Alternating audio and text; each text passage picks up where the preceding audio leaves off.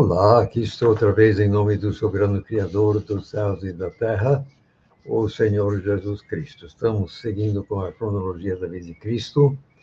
Quando chegamos à transfiguração, que está em 3 dos evangelhos, Mateus, Marcos, Lucas, só que vou ler na sequência Marcos, Mateus e depois Lucas. Primeiro, então, Marcos, capítulo 9, versos 1 a 13, só que eu vou dividir em 2 parágrafos, então 1 a 9, 1 a 8.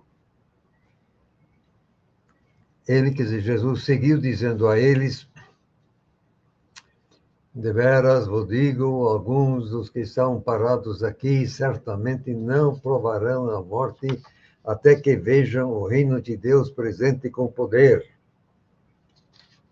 6 dias depois, Jesus tomou consigo Pedro, Tiago e João e os levou a um alto monte sós, em particular. Aí ele foi transfigurado diante deles.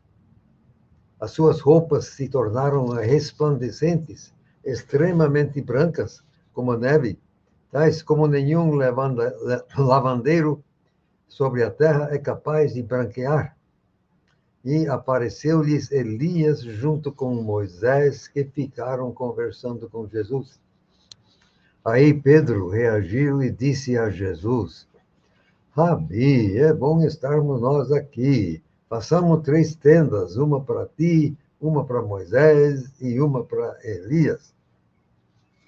Parênteses, por estarem apavorados, ele não sabia o que dizer, fecha parênteses. Com isso foram cobertos por uma nuvem e uma voz saiu da nuvem: Este é o meu filho, o amado, a ele ouvi. Em seguida, olhando ao redor, não viram mais ninguém com eles a não ser Jesus. Como vamos ter outros relatos, vou comentar aqui só. O verso 6, eles não sabiam. O Pedro jogou fora uma excelente oportunidade de ficar calado. Coitado do Pedro. Agora vamos ler versos 9 a 13, ainda em Marcos. Ora, enquanto desciam do monte, Jesus, os ordenou que não contassem a ninguém as coisas que tinham visto, até que o Filho do Homem tivesse ressuscitado dentre os mortos. E eles guardaram o assunto entre si, discutindo o que significaria ressuscitar dentre os mortos. E indagaram a ele, dizendo: Por que dizem os escribas que Elias precisa vir primeiro? Aí ele respondeu-lhes, dizendo: De fato, Elias vem primeiro e restaurar todas as coisas. Como está escrito também a respeito do Filho do Homem, que ele deve sofrer muitas coisas e ser rejeitado com desprezo.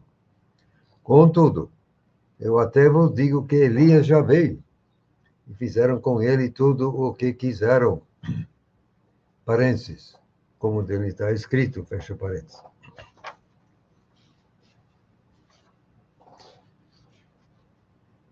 Verso 9, enquanto desciam do monte, é que aquilo foi no dia seguinte. Eles passaram a noite no monte, como vamos ver logo mais em Lucas. Transparece que muita coisa aconteceu lá que não recebeu registro. Fatal. Agora, no verso 12, aí ele respondeu-lhes dizendo, como está escrito também, a tradução desta causa não é transparente, tem dado margem a tentativas diversas. Devemos voltar à pergunta dos discípulos, por que os escribas, etc. A razão subentendida é que estava escrito. É por isso que Jesus reafirma que Elias ainda virá.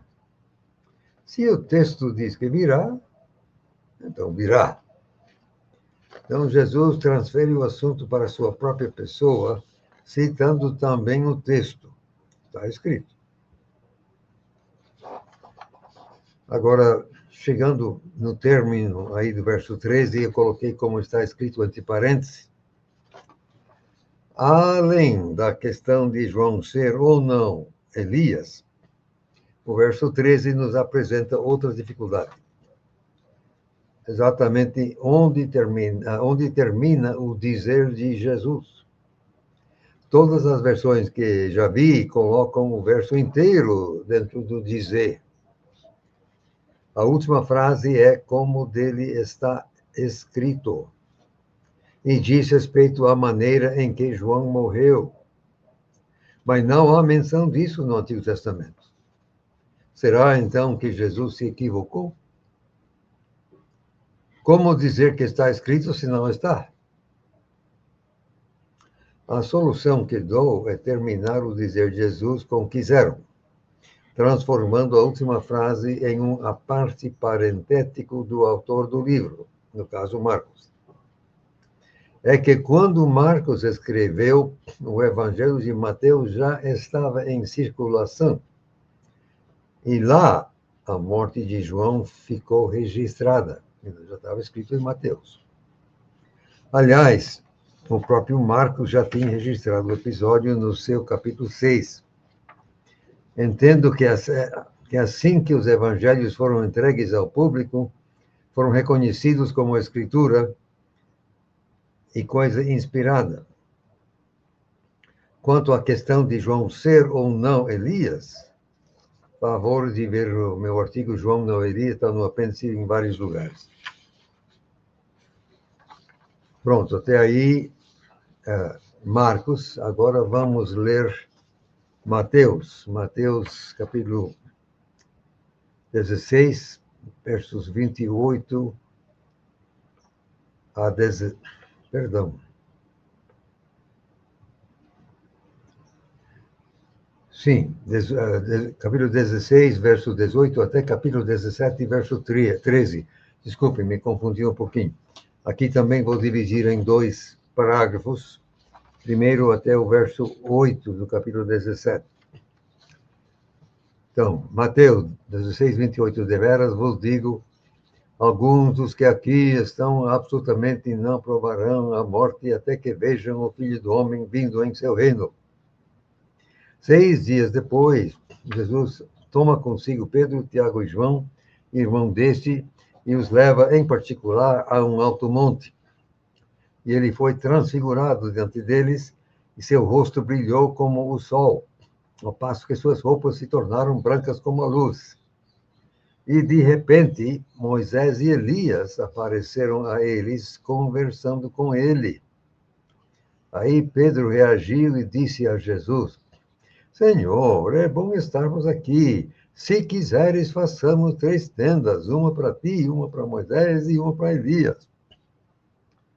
Enquanto ele ainda estava falando, uma nuvem resplandecente os cobriu, e aí uma voz saiu da nuvem dizendo: Este é o meu filho o amado, em quem sempre me agrado, a ele ouvi.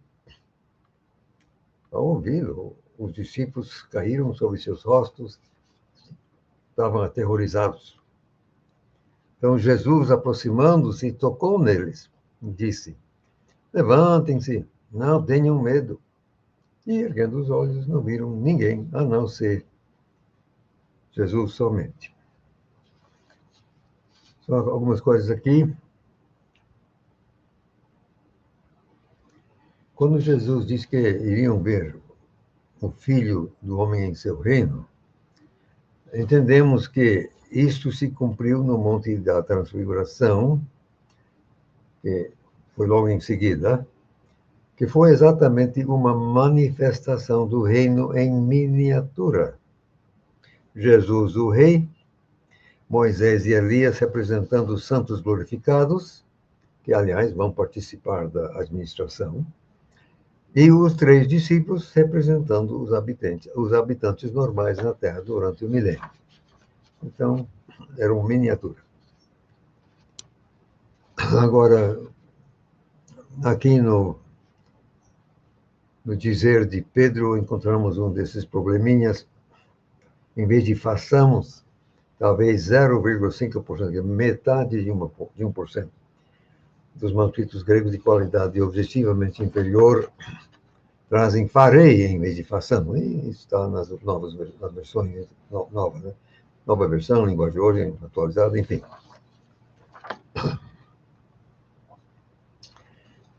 Agora, Pedro chama Moisés e Elias por nome. Aí eu pergunto, como é que Pedro sabia quem eram eles? Nunca viu? Porque ainda não existia a fotografia. Lucas 9:37 deixa claro que eles pernoitaram no monte. Então, o que está aqui é muito por alto. Muito mais. De alguma forma ele ficou sabendo. Vamos agora à voz, que era do pai. Hein? Pedro nunca esqueceu aquela voz. Pode ver isso na segunda de Pedro, capítulo 1, 17. Não, Pedro nunca esqueceu. Lá, na segunda de Pedro, ele até cunhou a frase magnífica glória para descrever a procedência. É que o pai estava repreendendo Pedro, a verdade é essa. Podemos entender que o que aconteceu naquele monte foi totalmente estarrecedor. O registro não faz justo, não faz justiça. Também não podia. Não? Agora vamos ler versos 9 a 13, terminando assim a parte de Mateus. Enquanto desciam eles do monte, Jesus lhes ordenou, dizendo: não contem a visão a ninguém, até que o Filho do Homem tenha ressuscitado dentre os mortos. Aí seus discípulos o interrogaram, dizendo: por que então dizem os escribas que Elias há de vir primeiro? E como resposta, Jesus lhes disse: Elias de fato vem primeiro e restaurará todas as coisas. Mas eu vos digo que Elias já veio, e eles não o reconheceram, mas fizeram com ele tudo o que quiseram. Assim também o Filho do Homem está prestes a sofrer nas mãos deles. Então os discípulos entenderam que era de João o Batizador que ele tinha lhes falado. Algumas coisas aqui rapidamente. Quando aqui os escribas dizem que Elias há de vir primeiro, isso está em Malaquias, capítulo 4, versos 5 e 6. É por isso que os escribas falavam assim. Está escrito assim.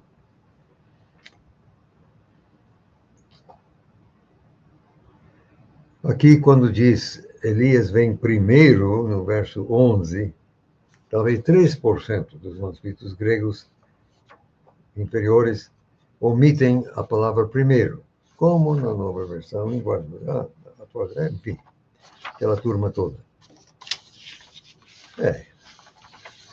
Agora, quando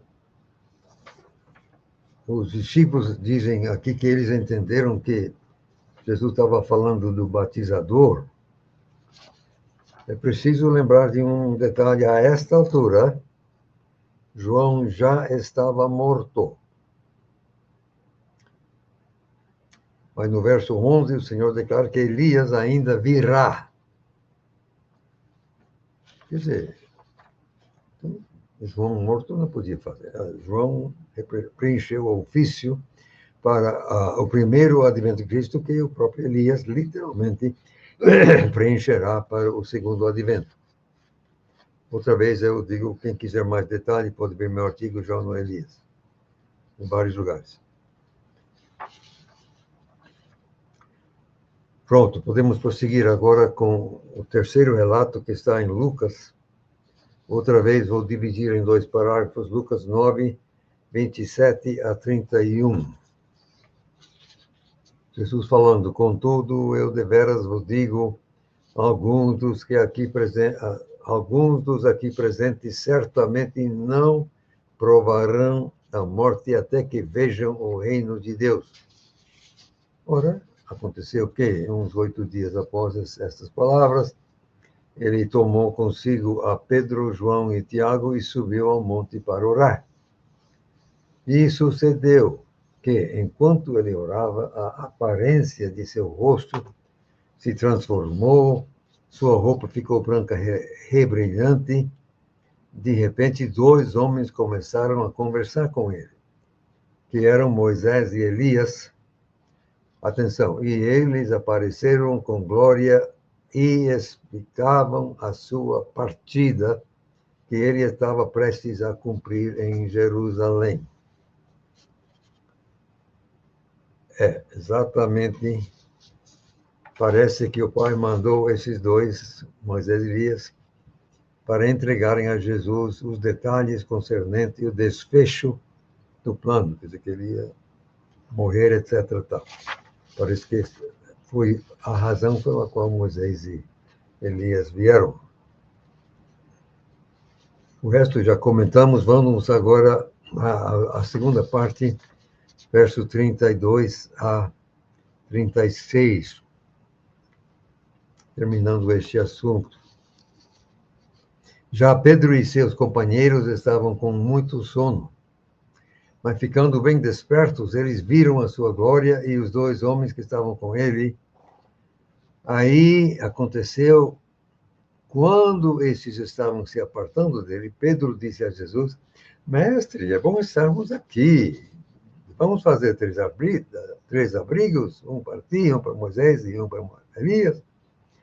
Não sabendo o que dizia, mas enquanto ele estava dizendo isto, veio uma nuvem e os envolveu, e eles ficaram com medo ao entrarem na nuvem, e uma voz saiu da nuvem dizendo, este é o meu filho amado, a ele ouvi. Quando a voz havia cessado, eles viram só Jesus. Parênteses, eles guardaram silêncio, e naqueles dias não contaram a ninguém nada do que tinha visto. Já comentamos isso, só que aqui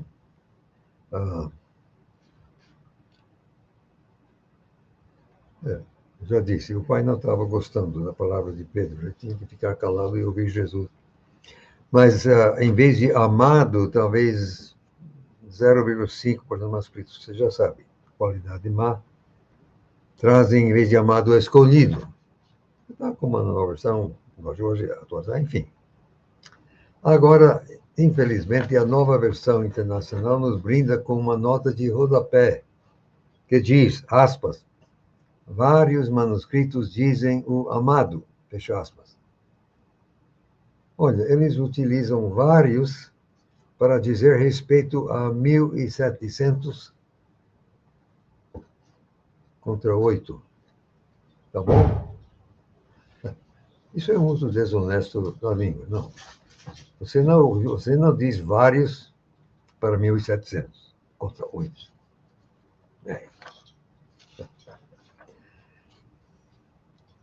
Agora, eles não contaram nada porque Jesus tinha mandado não falar. Até após a ressurreição. Então, ficaram calados, obedeceram de fato essa palavra. Agora, vamos a outro assunto, que é um menino demonizado, que também está nos 3 evangelhos, Mateus, Marcos e Lucas. Eu vou ler exatamente na sequência inversa, Lucas, Marcos e Mateus. Só que, como o assunto é muito longo, eu vou usar só parte de Marcos, deixando o resto de Marcos e Mateus para o próximo vídeo. Foi isso. Mas primeiro vamos ver Lucas, capítulo 9, versos 37 a primeira metade de 43.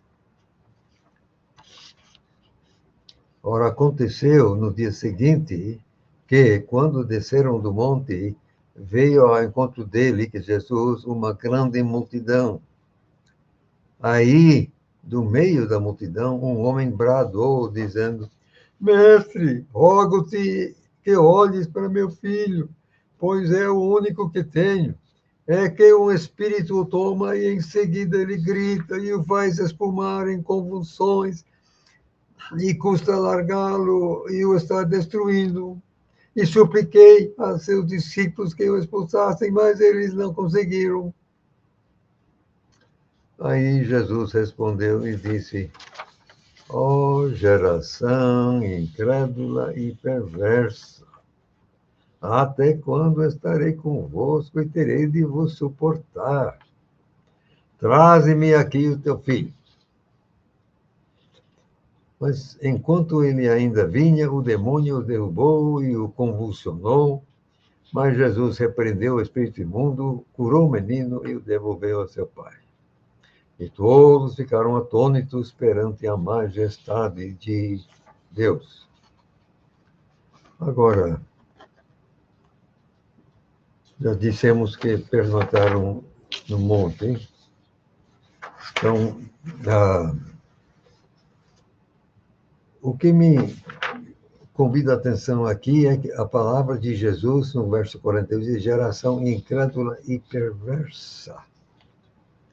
Agora, essa linguagem é pesada, não? Por que perversa? Eu digo que rejeitar a verdade e as evidências é ser perverso. Eu entendo que esse vocábulo foi endereçado aos discípulos, não ao pai, coitado. Isso mesmo. E os discípulos já deveriam saber melhor, né? Mas aí eu pergunto, e nós? Será que nós aqui estamos levando a vida com base na verdade e nas evidências? Mesmo? Se não, também somos perversos, né? Bom, terminando aqui o verso 23 de Lucas, ele fala a majestade de Deus. E eu fiquei assim, intrigado. Por que majestade? Não sei, está aí. Agora vamos a Marcos. Eu vou ler capítulo 9, versos 14 a 24. Como já disse, tem mais que vamos deixar para o próximo vídeo.